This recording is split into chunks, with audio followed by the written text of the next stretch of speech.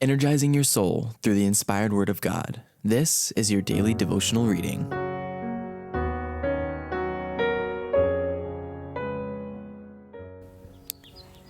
Our Daily Bread. Luther's separation from Rome. March 16th. The true spirit of Popery. O thou God of all, hear us when we call. Help us one and all by thy grace. When the battle's done and the victory's won, may we wear the crown before thy face. Rouse then, soldiers, rally round the banner. Ready, steady, pass the word along. Onward, forward, shout aloud, Hosanna, Christ is captain of the mighty throng. The true spirit of Popery.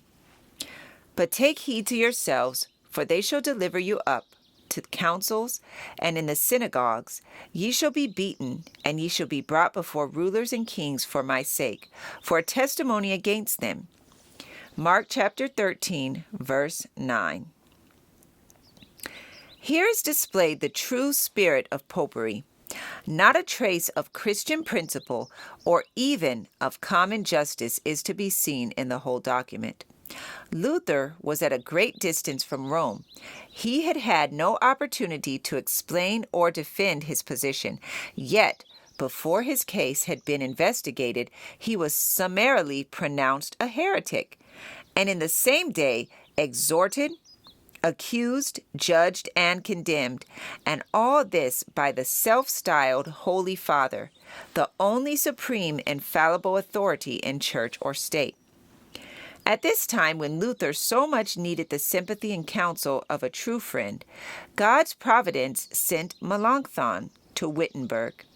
Young in years, modest, and diffident in his manners, Melanchthon's sound judgment, extensive knowledge, and winning eloquence combined with the purity and uprightness of his character, won universal admiration and esteem. The brilliancy of his talents was not more marked than his gentleness of disposition. He soon became an earnest disciple of the gospel, and Luther's most trusted friend and valued supporter. His gentleness, caution, and exactness serving as a complement to Luther's courage and energy. Their union in the work added strength to the Reformation and was a source of great encouragement to Luther. Augsburg had been fixed upon as the place of trial, and the reformer set out on foot to perform the journey thither. Serious fears were entertained in his behalf. Threats had been made openly that he would be seized and murdered on the way, and his friends begged him not to venture. They even entreated him to leave Wittenberg for a time and find safety with those who would gladly protect him.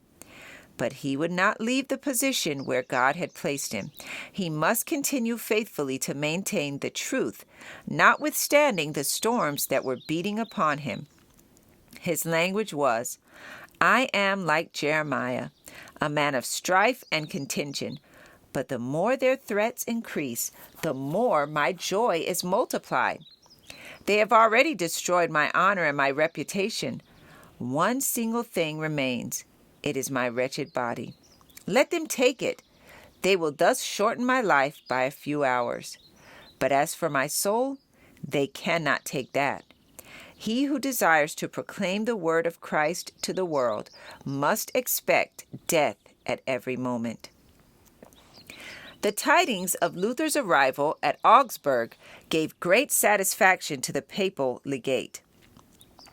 The troublesome heretic, who was exciting the attention of the whole world, seemed now in the power of Rome, and the legate determined that he should not escape. The reformer had failed to provide himself with a safe conduct. His friends urged him not to appear before the legate without one, and they themselves undertook to procure it from the emperor. The legate intended to force Luther, if possible, to retract, or, failing in this, to cause him to be conveyed to Rome, to share the fate of Huss and Jerome. Therefore, through his agents, he endeavored to induce Luther to appear without a safe conduct, trusting himself to his mercy. This the reformer firmly declined to do. Not until he had received the document pledging him the emperor's protection did he appear in the presence of the papal ambassador.